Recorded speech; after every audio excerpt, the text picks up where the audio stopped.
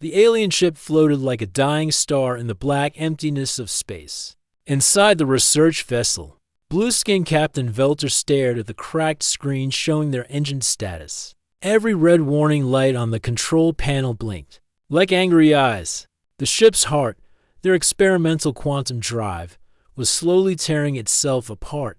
Captain, the containment field is down to 30%, said Chief Science Officer Cathara, her voice shaking.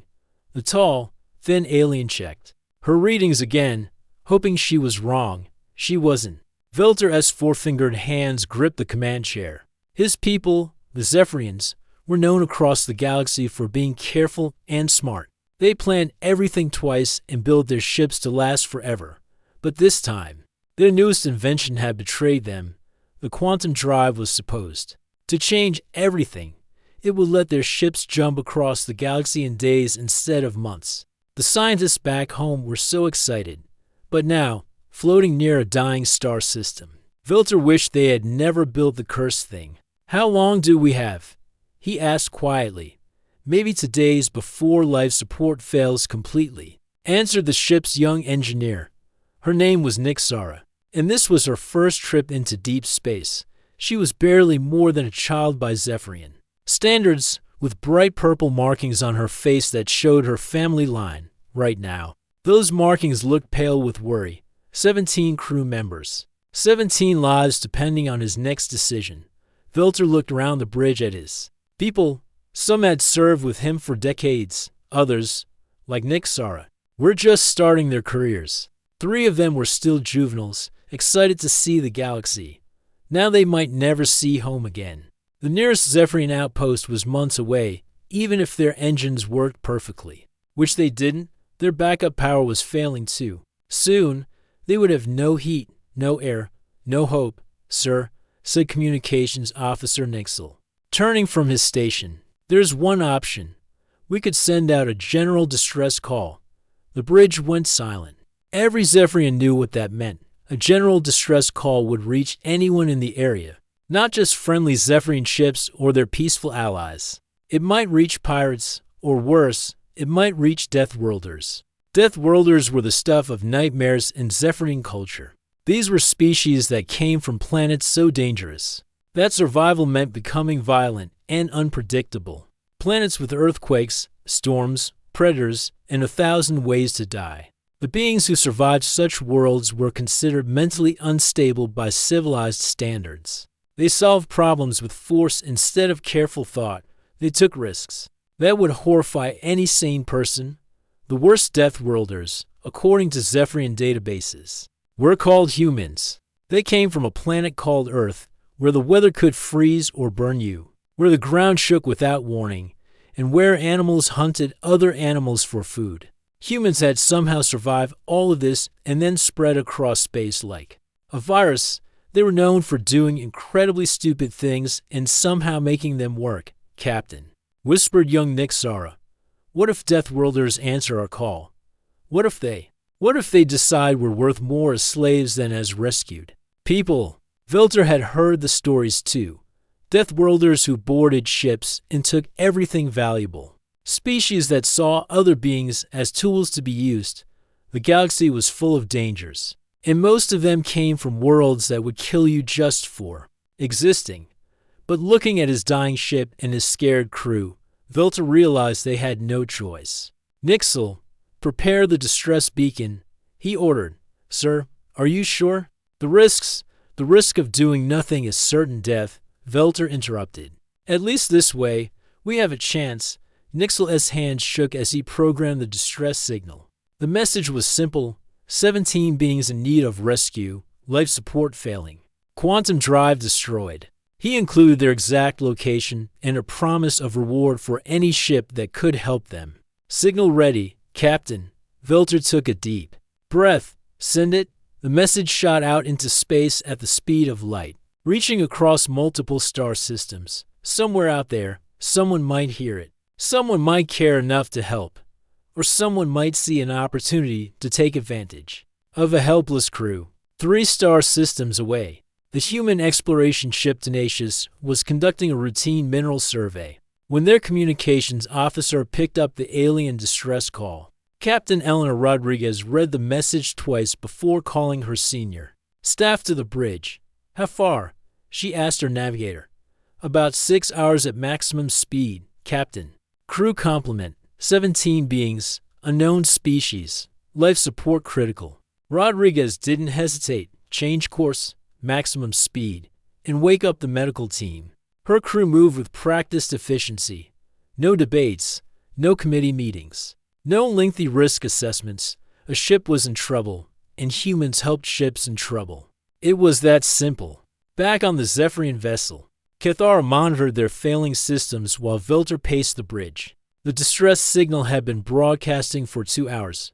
So far, nothing. "Maybe no one heard it," suggested Nixel hopefully.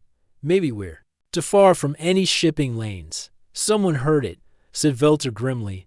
"The question is who, and what they plan to do about it." Young Nixara worked quietly at her engineering station, trying to squeeze a few more hours of life support from their dying systems. She was brilliant for her age, but even she couldn't work miracles. The quantum drive had damaged too many backup systems when it failed. "Captain," called Nixel suddenly, "I'm detecting a ship approaching our position. Fast." Everyone on the bridge froze. This was it. Their rescuer or their doom was about to arrive. "Can you identify the species?" asked Velter. Nixel worked frantically at his controls. "The ship design, Captain. I think they're human." The word hit the bridge like a physical blow. Humans, the most unpredictable, violent, reckless species in known space. The Zephyrians had sent out a call for help, and the universe had answered by sending them the most dangerous Deathworlders in the galaxy. "Maybe they didn't hear our distress call," whispered Cathara. "Maybe they're just passing through." But deep down, every Zephyrian on that ship knew the truth. The humans were coming for them, and nobody knew if that was salvation or doom. The human ship Tenacious dropped out of hyperspace like a hunting bird swooping on its prey. Captain Eleanor Rodriguez stood on her bridge, watching the alien vessel through the main screen. It looked nothing like human ships, all smooth curves and glowing blue lights instead of the practical, boxy designs humans preferred. "Ship scan complete, Captain," reported Lieutenant Chen from the sensor station. 17 life forms aboard. Their power systems are failing fast. "I'm reading massive quantum field instabilities." Rodriguez nodded. "Time until their life support fails? Maybe 18 hours, if they're lucky." Dr. Webb, the ship's xenobiologist, studied the readings on his tablet. He was a thin man with graying hair who had spent his whole career hoping for a moment like this. First contact with a new species. "But not under these circumstances, Captain. We should probably follow first contact protocols," he said carefully. "Cultural exchange, peaceful intentions, maybe a few days of careful communication before." "Doctor, they'll be dead in 18 hours, Rodriguez interrupted. "We can do the cultural exchange after we save their lives." This was exactly what the aliens feared about humans. While the Zephyrian crew was having careful discussions about the risks of accepting help from Deathworlders, the humans were already preparing to dock with their ship on the alien bridge. Panic was setting in. "They're approaching without requesting permission," said Communications Officer Nixel, his voice getting higher with each word. "They haven't even told us their intentions." Captain Velter watched the human ship getting closer. It was smaller than their research vessel, but looked incredibly tough. Where Zephyrian ships were built for comfort and efficiency, this human ship looked like it was built for war. Dark metal hull, strange weapon-like protrusions, and engines that glowed with barely contained energy. "Maybe they're going to board us," whispered young Nixara. "Maybe they think we have valuable technology." The thought terrified every Zephyrian.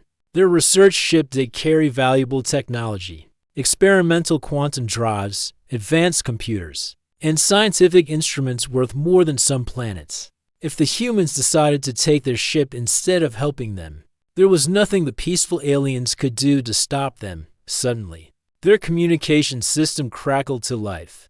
A voice spoke in perfect galactic standard, though with a strange accent none of them had heard before. "Alien vessel. This is Captain Rodriguez of the human ship Tenacious. We received your distress call. What's your current status? The directness of the question caught Velter off guard. No formal greetings. No identification of species or government. No careful diplomatic language. Just straight to the problem. This is Captain Velter of the Zephyrian research vessel Serenity's Edge, he replied, trying to keep his voice steady. We have experienced critical system failures. Our quantum drive has destabilized and damaged our life support systems. How many crew members? Came the immediate response. 17 beings. Any injuries? No. But what's your power situation? The rapid-fire questions made Velter's head spin. The human captain was asking for information faster than he could process it. This wasn't how first contact was supposed to work. There should be ceremonies, cultural exchanges, careful negotiations about who would help whom and under what conditions. Our power systems are failing, Velter answered. We estimate 18 hours before complete life support failure. Understood. We're preparing to dock and provide assistance. Stand by. The communication ended. Leaving the Zephyrian bridge in stunned silence. Did he just say they're going to dock with us? Asked Kethara. Without asking permission, added Nixel. Without even telling us what kind of assistance they plan to provide. Young Nixara checked her engineering readings. The human ship is moving into docking position. They're not even running safety scans on our hull integrity. On the human ship, preparations were moving at a speed that would have horrified the aliens. Chief Engineer Chen was already suiting up for a spacewalk, while Dr. Webb prepared his medical kit and translation equipment. Security Chief Park checked his sidearm, not because he expected trouble, but because humans always prepared for the worst. Rodriguez to all hands, the captain's voice echoed through the ship. We have a first contact situation with possible rescue operation. Standard procedures are in effect. Remember, they called for help, so we helped them. Questions later. This was pure human thinking. See a problem, fix the problem, worry about complications afterward. It was the exact opposite of how every other civilized species in the galaxy operated. Back on the alien ship, Dr. Webb's voice came through their communications again. Zephyrian vessel, this is Dr. Webb. I'm the xenobiologist aboard the Tenacious. While our engineering team prepares to assist with your technical problems, I'd like to establish proper communication protocols. Can you tell me about your species' basic biology? Any environmental needs we should know about? Finally, thought Velter, someone who understood proper procedures. We are oxygen-breathing mammals, he replied. We require temperatures between 15 and 25 degrees Celsius. Our ship maintains an atmosphere very similar to what your databases probably list as Earth normal. Excellent. That makes things easier. Now, I should explain something about human psychology that might help you understand our approach. Humans evolved on a very dangerous planet. When we see someone in trouble, our instinct is to help immediately. We don't always follow what other species consider proper protocols. Are you saying your people are going to board our ship? Asked Kethara, speaking for the first time to the humans. Only to help repair your systems, Dr. Webb assured her. We have no interest in your technology or your ship beyond saving your lives. Young Nixara found herself speaking before she could stop herself. But why? Why would you risk your lives for people you don't even know? There was a pause before Dr. Webb answered. Because someone needs help, and we can provide it. On our world, we learned a long time ago that we survive better when we help each other. That includes helping strangers. The concept was so alien to Zephyrian thinking that several crew members looked at each other in confusion. Their society was peaceful and cooperative, but within clearly defined groups and hierarchies. The idea of risking your life for complete strangers from an unknown species was almost incomprehensible. Captain, came Rodriguez's voice again, we're ready to dock. Our engineering team will need access to your quantum drive chamber and your life support systems. Are you prepared to receive our team? Velter faced the hardest decision of his career. Let the strange Deathworlders board his ship and possibly save his crew, or refuse their help and certainly watch everyone die slowly as their life support failed. Permission granted, he said finally. Docking Bay 7 is prepared to receive your team. As the human ship connected with theirs with a gentle bump, every Zephyrian held their breath. They were about to learn whether the stories about Deathworlders were true, or whether these humans were something entirely different from what they expected. The airlock cycled, and Captain Velter prepared to meet his first humans face to face. Whatever happened next would determine whether his crew lived or died, and whether two very different species could find a way to understand each other. The airlock hissed open, and Captain Velter got his first look at real, living humans. They were shorter than he expected, but moved with a confidence that made him nervous. Chief Engineer Chen stepped through first, carrying a toolbox that looked like it could repair a small moon.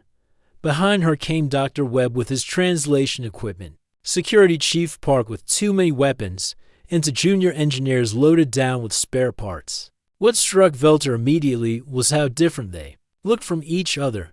Chen had dark hair and quick, intelligent eyes. Webb was older with gray hair and kind features. Park was built like a mountain and moved like he expected trouble. The Zephyrians were used to their own species, where everyone looked relatively similar. These humans were like a collection of different subspecies who somehow worked together. Captain Velter, Dr. Webb stepped forward with a smile. I'm Dr. Webb. This is Chief Engineer Chen. Security Chief Park, and Engineers Torres and Kim.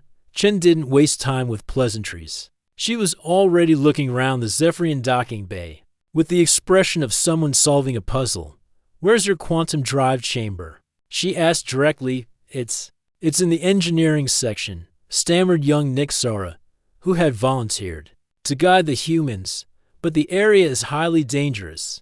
The quantum field instabilities could kill us. Yeah, Chen interrupted with a grin. We figured that out from your distress call. That's why we brought the good equipment. She hefted her toolbox, and Velter realized it wasn't just tools inside. The box contained devices he didn't recognize. Jury-rigged equipment that looked like it had been assembled from spare parts, and several items that were definitely not standard engineering tools. As they walked through the ship's corridors, Dr. Webb tried to make conversation. Your ship is beautiful, he said, admiring the smooth, organic curves of the Zephyrian architecture. Everything flows together so naturally. Thank you, replied Velter. Our designers believe that living spaces should feel like extensions of nature. Practical too, added Chen, running her hand along a wall panel. Easy to manufacture. Efficient use of space. Though I bet it's a nightmare to repair when something breaks. Nick Sara looked puzzled. Why would it be hard to repair? No access panels, Chen explained. Everything's built into the walls. Beautiful, but if you need to replace a power conduit, you probably have to tear out half the wall. The young Zephyrian engineer had never thought about that. Their ships were designed to work perfectly for decades without major repairs. The idea of planning for things to break was foreign to her. They reached the quantum drive chamber, and Chen stopped dead in her tracks. The room was a disaster. Twisted metal, sparking conduits, and in the center, a containment field that flickered like a dying light bulb. The quantum drive itself was a thing of beauty, a crystalline structure that seemed to bend space around it, but it was clearly tearing itself apart. Holy, Chen caught herself before finishing the curse. That's not good. Chief Science Officer Cathara joined them, her face pale with worry. The containment field is down to 22%. If it fails completely, the quantum cascade could destroy both our ships. Chen walked around the drive, studying it from every angle. The Zephyrians watched nervously as she pulled out scanning devices and began taking readings. What they expected was careful analysis, computer modeling, maybe a few days of theoretical work before attempting any repairs. What they got was Chen opening her toolbox and immediately starting to disassemble safety systems. What are you doing? Cathara asked in horror. Bypassing your failsafes, Chen replied, not looking up from her work. They're designed to, they're preventing the drive from shutting down properly. Those failsafes took our best engineers 15 years to design. I'm sure they did. They're beautiful work. But right now, they're keeping your drive locked in a death spiral. Chen pulled out what looked like a metal crowbar and began prying open an access panel. That clearly wasn't meant to be opened. Sometimes the best safety system is knowing when to ignore safety systems. Young Nixara watched in fascination and terror as the human engineer did things that violated every principle she'd been taught. Chen rerouted power through systems never designed to handle such loads. She bypassed computer controls and switched to manual operation. She took apart carefully calibrated instruments and rebuilt them with spare parts from her toolkit. "This is insane," whispered Cathara to Captain Velter. "She's treating our most advanced technology like a broken machine." Dr. Webb overheard and smiled. To Chen, "That's exactly what it is. Humans have a saying, if it's broken, fix it. If it's not broken, improve it. If you can't improve it, at least understand why it works." The first sign of trouble came when Chen's initial repair attempt failed spectacularly. Sparks flew, alarms blared, and a small explosion knocked Security Chief Park off his feet. The Zephyrians expected the humans to retreat, to reconsider, to at least pause and assess what went wrong. Instead, Dr. Webb calmly pulled out a medical kit and began treating Park's burns while Chen studied the explosion damage. With professional interest, "Well, that didn't work," Chen said cheerfully. "Good thing we brought backup plans." Park, despite having burns on his arm, refused to leave. "Just a scratch," he insisted, though Dr. Webb was clearly concerned. "I've had worse falling out of bed." This casual attitude toward injury and danger was perhaps the most alien thing about the humans. Any Zephyrian would have been traumatized by such an accident. These humans treated it like a minor inconvenience. Chen's second attempt involved something that made Cathara's blood run cold. The human engineer suggested deliberately overloading the quantum matrix to force what she called a controlled reset. "You want to do what?" Captain Velter couldn't believe what he was hearing. "Think of it like restarting a computer," Chen explained patiently. "Sometimes when a system gets stuck in a loop, the only way to fix it is to turn it off and turn it back on again. But if you're wrong, it could destroy both ships." Chen shrugged. "Yeah, but if we do nothing, you're all dead anyway. At least this way, we have a chance." The logic was undeniably human. When faced with certain death or uncertain survival, humans chose uncertain survival every time. They would rather take a 50% chance of living than accept a 100% chance of dying. Young Nixara found herself speaking up. "What do you need me to do?" Both Cathara and Captain Velter stared at her in shock. The young engineer was volunteering to help with what amounted to controlled destruction of their ship's most important system. Chen grinned. "I need someone who understands your quantum field mathematics. The timing has to be perfect, or this whole thing turns into the galaxy's most expensive firework display." As Nixara worked alongside the human engineer, she began to understand something important about these strange Deathworlders. They weren't reckless, they weren't stupid. They were just willing to accept risks that other species found terrifying.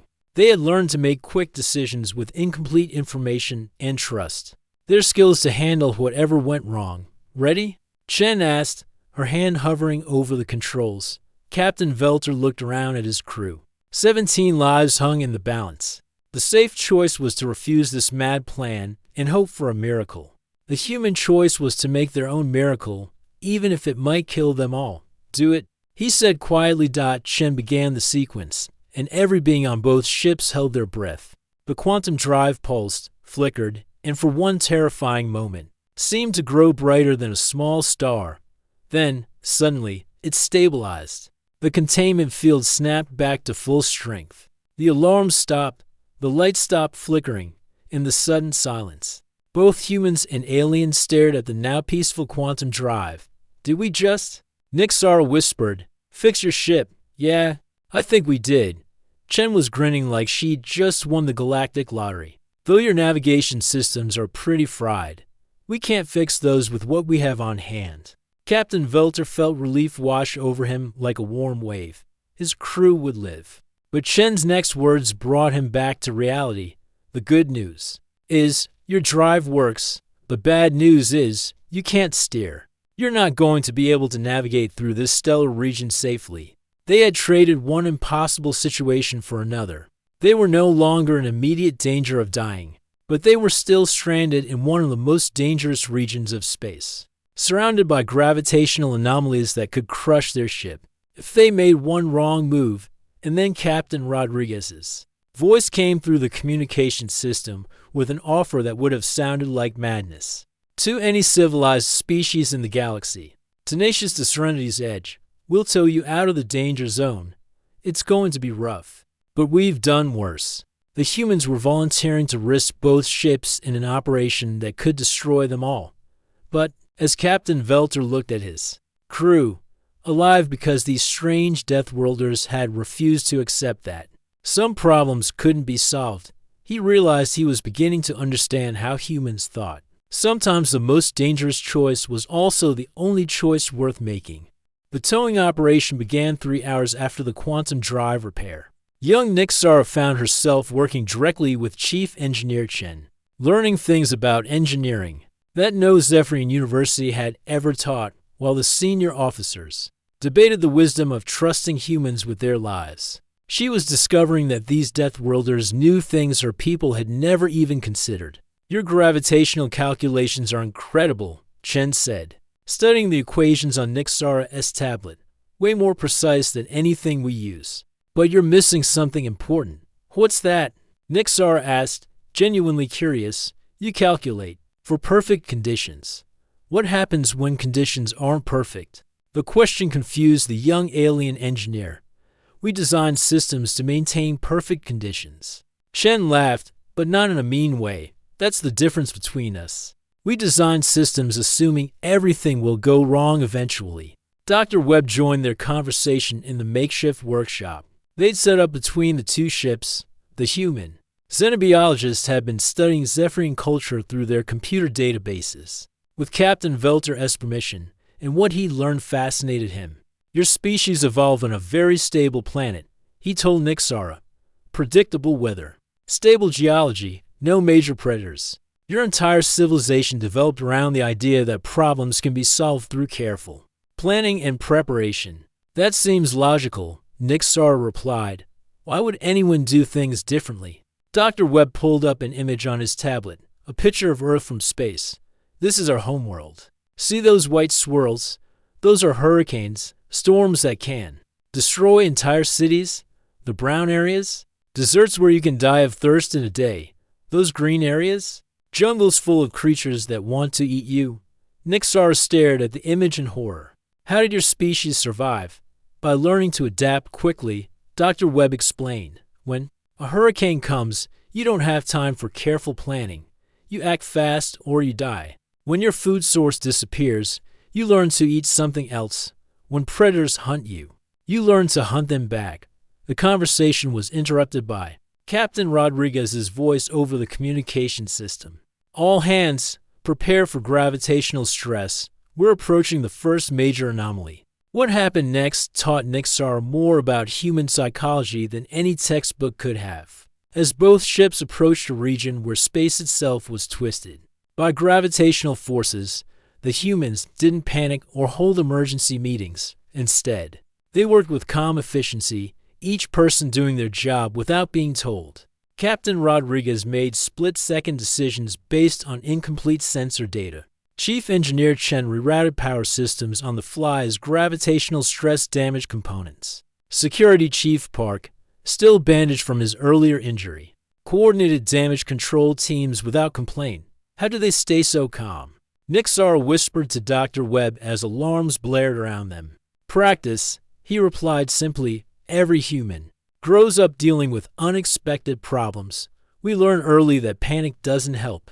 The Zephyrian crew, meanwhile, was struggling with concepts their peaceful culture had never prepared them for. Captain Velter found himself having to make decisions without complete information, something that went against every leadership principle he'd been taught. Captain, reported communications officer Nixel, the gravitational stress is causing microfractures in our hull.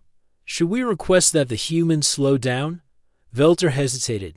Slowing down meant spending more time in the dangerous region, increasing the risk of catastrophic failure. Maintaining speed meant accepting damage that might become critical later. Captain Rodriguez, He called over the communication link. Our hull is showing stress fractures. Copy that.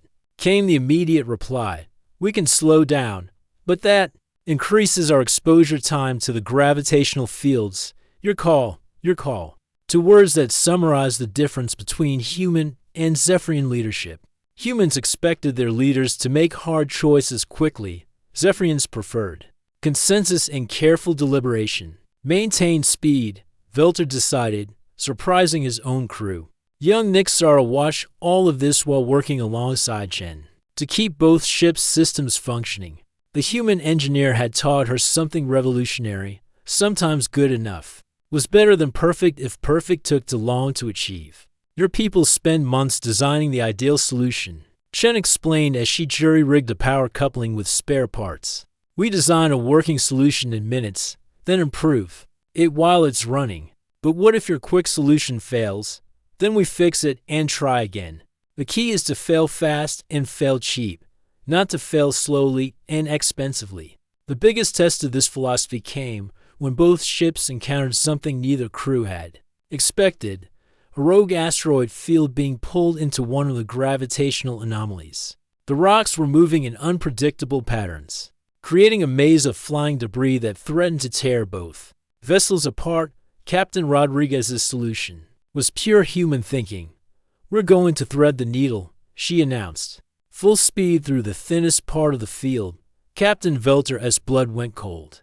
Captain Rodriguez, our computers calculate a less than 30% chance of success. I don't trust computers for this kind of flying, Rodriguez replied. I trust human instincts. We're going manual. What followed was the most terrifying and amazing display of piloting Nixar had ever witnessed. Captain Rodriguez flew both ships through the asteroid field like she was dancing, weaving between rocks the size of buildings with moves that seemed impossible.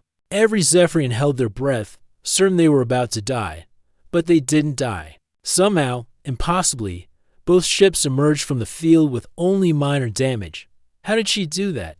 Nixara asked Dr. Webb, her voice shaking with adrenaline.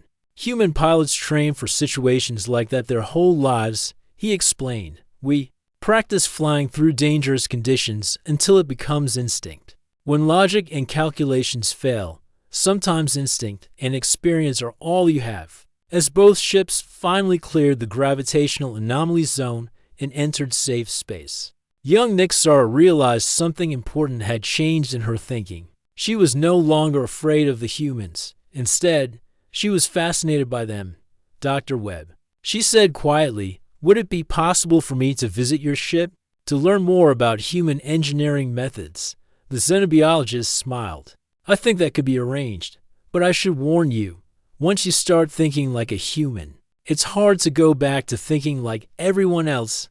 Captain Velter overheard the conversation and found himself considering something that would have been unthinkable a few days ago. These humans had saved his ship and his crew using methods that violated every safety protocol in the Zephyrian handbook, but they had worked.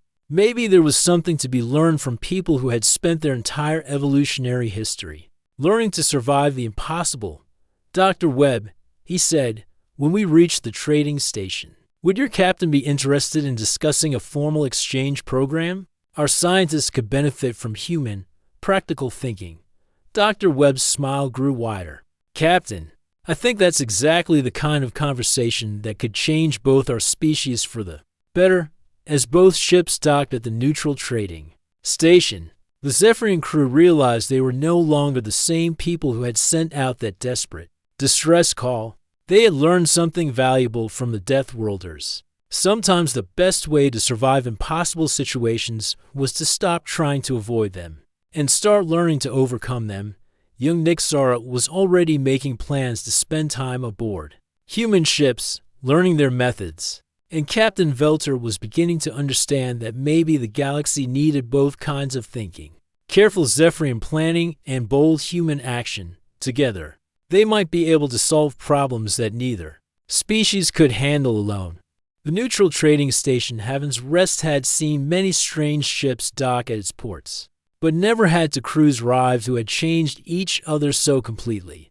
During a single rescue mission, as both the human ship Tenacious and the Zephyrian vessel Serenity's Edge settled into their berths. Young Nixara was already making arrangements to transfer some of her belongings to the human ship for an extended stay.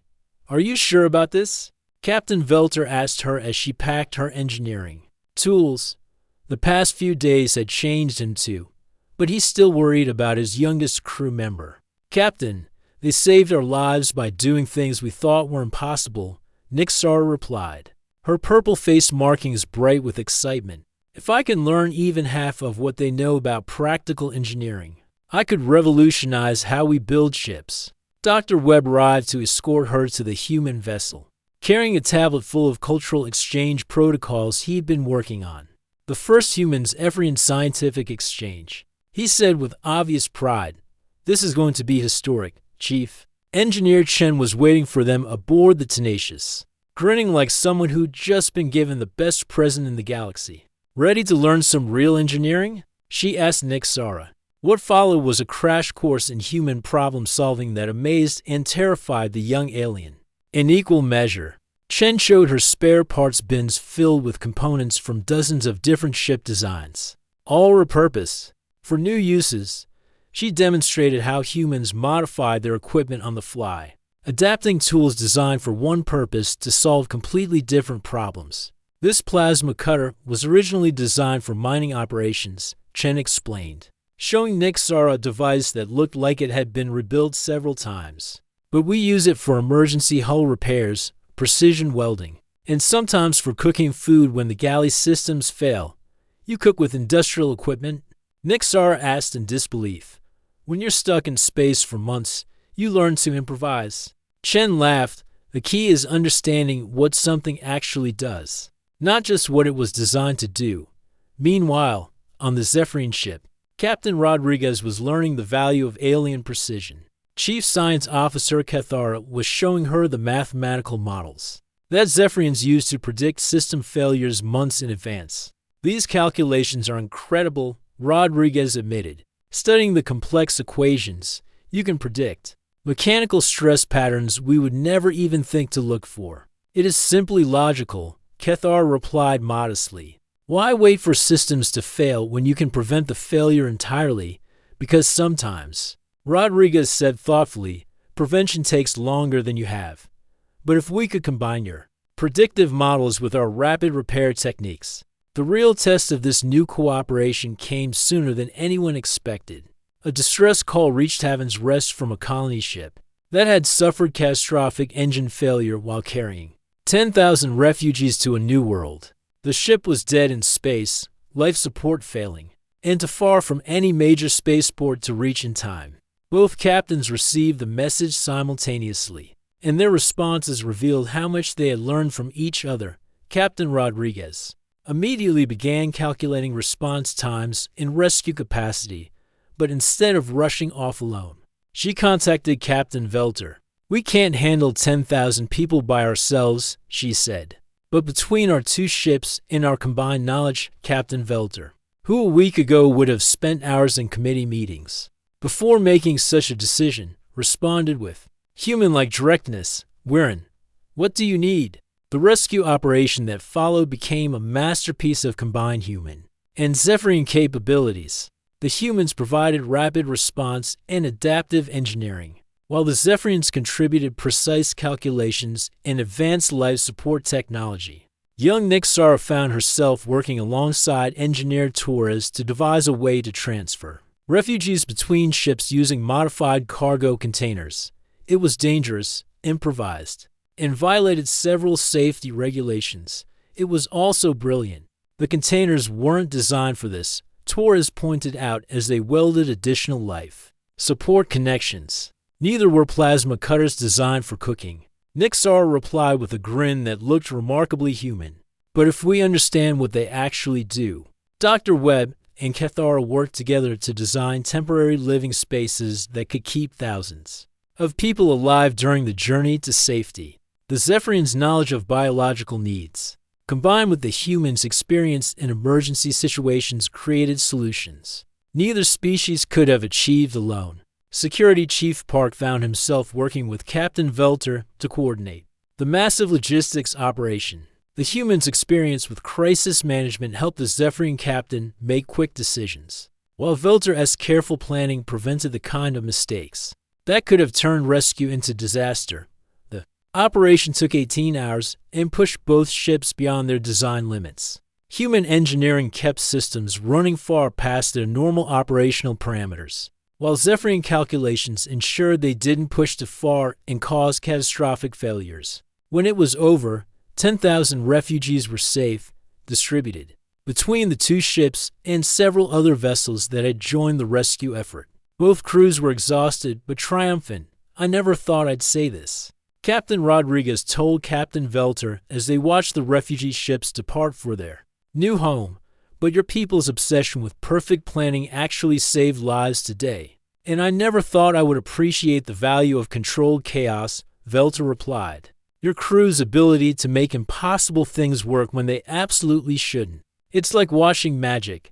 Young Nixara had made her decision during the rescue operation. She requested permanent transfer to a joint exploration program that both captains were now planning. "I want to learn everything," she told Dr. Webb. "Human engineering, Zephyrian mathematics, whatever other species we meet. There's so much more to discover when you combine different ways of thinking." 6 months later, the first joint human Zephyrian exploration vessel launched from Earth's orbital shipyards. It was built using Zephyrian design principles for efficiency and beauty, but with human modifications for adaptability and survival. The crew was mixed, with humans and Zephyrians working side by side in every department. Captain Rodriguez commanded the vessel, with Captain Velter as her first officer. Chief Engineer Chen worked alongside Nixara, who had become the youngest chief of engineering in Zephyrian history. Dr. Webb served as head of xenobiology and cultural exchange, preparing for the day when they would encounter other species who might need to learn that survival sometimes required embracing ideas that seemed impossible.